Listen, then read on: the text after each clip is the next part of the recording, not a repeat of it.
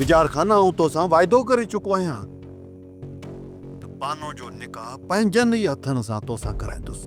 खान बहादुर, मां असल में जोर जबरदस्ती करण न पे चाहिए।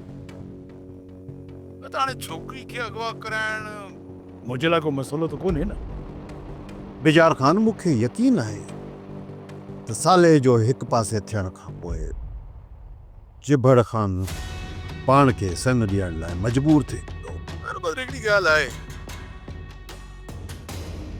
इहो चिबड़ हेतिरा साल खूनी कोट में कैद रहण खां पोइ बि झुकियो कोन।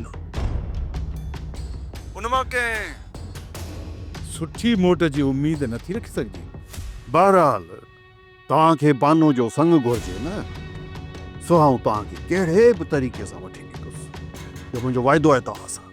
अच्छा, हिकु बुरी ख़बर ॿुधण में आई आहे। शम्स चए पियो त एसपी जी सिहत सुधारे में अची वई आहे। ही तव्हां छा पिया चओ?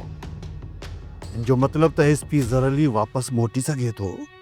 हा, पर जेकॾहिं बची वियो त थी सघे थो त शम्स नफ़्सियाती दबाव विझण जे लाइ इहो हरबो हलायो हुजे।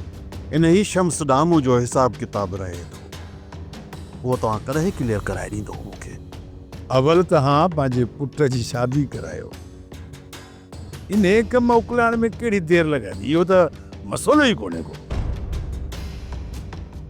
सब्सक्राइब कयो असांजो official YouTube channel Sindh TV HD drama ऐं वधीक अपडेट लाइ बेल आइकन खे क्लिक करियो।